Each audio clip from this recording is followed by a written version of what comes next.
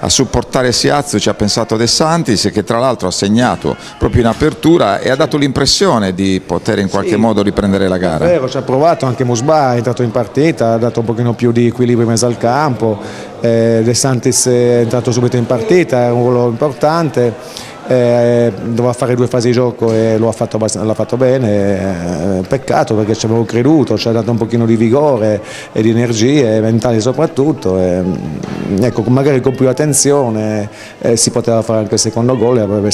così fatto diventare meno pesante questo passivo che oggi ci ha penalizzato. Si pensava al rientro in difesa di Andrea Conti e non ce l'ha fatta, non lo hai voluto rischiare? Non l'ho rischiato, ancora non ai 90 minuti, poi è chiaro che quell'ingresso di Conti sarebbe stata la lettura della partita, poteva entrare in campo con un altro risultato, poi quando si va sotto così si cerca di